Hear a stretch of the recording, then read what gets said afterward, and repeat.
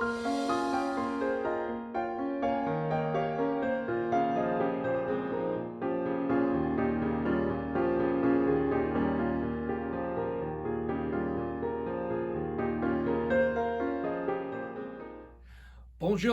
I'm Aron Bernstein, and we're going to hang in the south of Italy for today's lesson.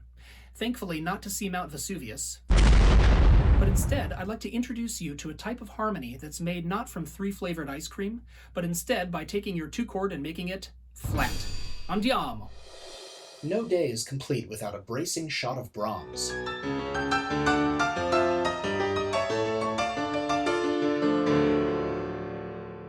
We've got some nice chromatic harmony here. D major turning to D minor. But it's what happens next that's really interesting. Here's an E flat major chord, which you definitely won't find in the key of D minor or D major. So what's it doing here? Listen again. We go from this E flat major chord in first inversion to 5, then to 1 in D minor. So it's clearly functioning as a predominant, a preparation for 5. That's usually the job of the 2 chord, but this appears to be flat 2. The sound of it going to 5 is unmistakable. And it has a name, Neapolitan. The name comes from a group of composers active in Naples during the late 17th and early 18th centuries. Opera composers like Alessandro Scarlatti and Pergolesi. But the chord was already in use before this so-called Neapolitan school was established. Despite the tenuous connection, though, the name stuck, and we've been confusing this chord with ice cream ever since. Fast forward to Brahms, and here's a 4-voice reduction of the music.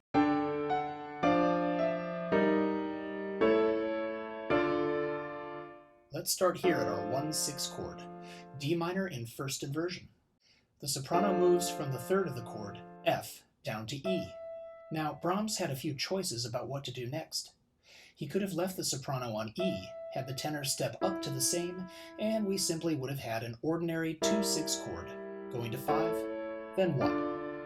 Or he could have left the tenor on D, had the soprano step down to D, and we'd content ourselves with plain old 4 to 5 to 1. But instead, the soprano and tenor step to E flat, giving us a chord that has no business in the key of D minor, diatonically speaking. So this is the Neapolitan, flat major 2, typically seen in first inversion. You can write it as flat 2-6 or just N6. Once again, here's the music with our ordinary 2 chord.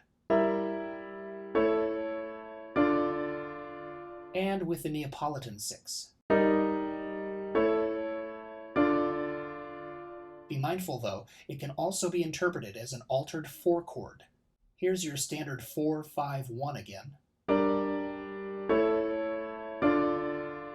And with the 4 chords D raised a half step to E flat, giving us Neapolitan 6. Now we look at the voice leading. Here's the D harmonic minor scale. The second note, Re, is E, but with Neapolitan it's flat 2, E flat, and the solfege for flat 2 changes from Re to Ra, just a half step above Do.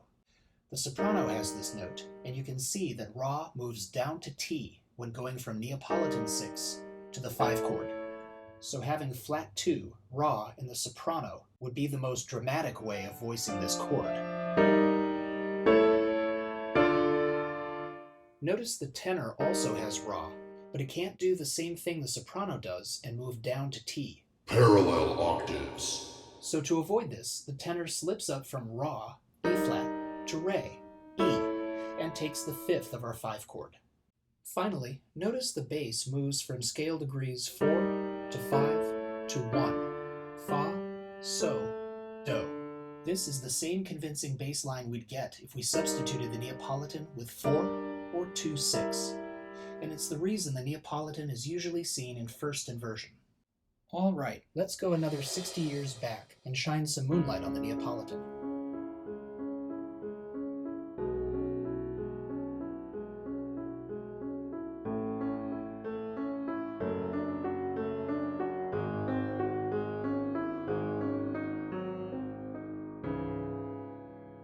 Beethoven's in the key of C sharp minor.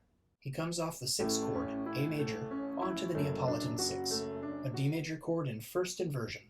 Just like in the Brahms, the Neapolitan goes straight to the dominant, this time to 5/7. Let's reduce all these arpeggios to blocked chords. Here's C sharp minor, then C sharp minor 7th with B in the bass, A major, D over F sharp, then an extension of G sharp 7, an authentic cadence.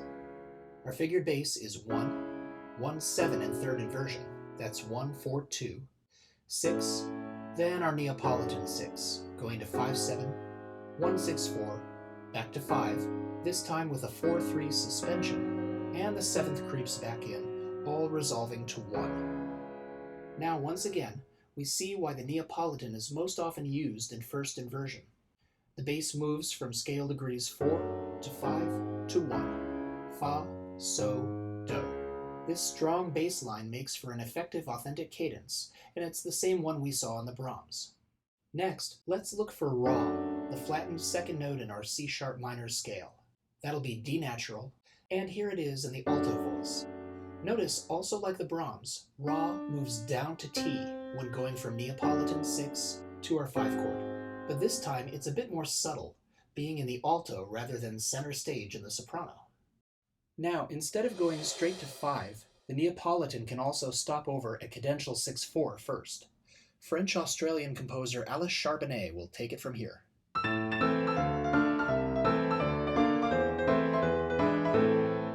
We come off of 1/6 to the Neapolitan. On the way to 5, though, we go through 1/6/4, extending the cadence a bit. This is another common way to resolve the Neapolitan. Let's simplify. As you'll see, the voice leading is going to be slightly different. So we're in A minor, and here's 1, 4, 1/6, Neapolitan 6, 1/6/4, 5/7, and 1. Our flat 2/6 is a B-flat major chord in first inversion. Once again, the alto has Ra, but this time Ra steps down a half step to Do before continuing to T. That's because we've got 1/6/4 between the Neapolitan and 5. Ra, Do, T. This is a bit smoother and less jarring than if our Neapolitan went straight to 5. But either way, we get the same strong bass line. Fa, So, Do. So to review, Neapolitan 6 is most often used as a predominant. It goes equally well either straight to 5, as in the Brahms, or to Cadential 6/4 first. When going straight to 5, Ra drops to T, which is fine, just a bit jarring. And if you go to 1/6/4, you get Ra, Do, T, a bit more smooth. Moving on, all the music we've looked at has shown the Neapolitan in first inversion, flat 2/6. As we saw, this is the most typical way it appears. But can it be used in root position? The short answer is yes! It just creates a different effect. Back to Beethoven, and one of my favorite uses of the Neapolitan.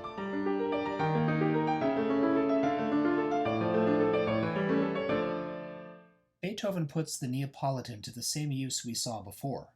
It's still a predominant, flat 2 to 5 to 1, but this time the Neapolitan is in root position, which is a bit less common in classical music. Zooming into the voice leading, we're in D minor, and here's 4, Neapolitan, 5/6, and 1. Now, if we bring out the solfege, Beethoven's doing the same thing we saw before. Ra goes down to T, then Do.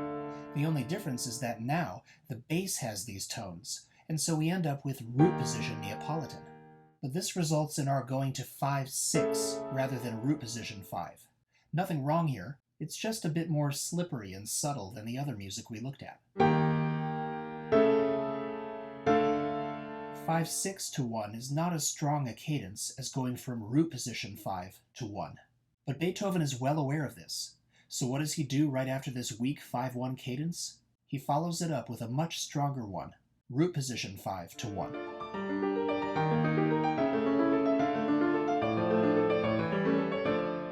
So just be aware, Neapolitan can be used in root position, but if you're going to 5, Good voice leading dictates that you go to 5-6 in order to get the smooth Ra, Ti, Do motion in the bass. Now, one more thing you might have noticed, we've finally broken some rules. The soprano and alto have parallel octaves, and the tenor and bass? parallel fifths. Dude, what's going on? Why does Beethoven get to do this? It can't just be 'Cause I'm Beethoven, y'all. The truth is, if you take all these chord reductions and break them up into arpeggios, those parallel fifths and octaves get lost in the figuration.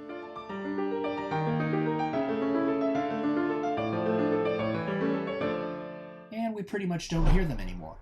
So Beethoven, just like Mozart before him, gets away with having these glaring parallels in his musical skeleton. Break up the chords into flowing arpeggios, and the theory police will look the other way. Now, even though Neapolitan is most often used as a predominant, it doesn't actually have to go to 5. Particularly when it appears in root position, the Neapolitan can easily lead us away from the tonic key.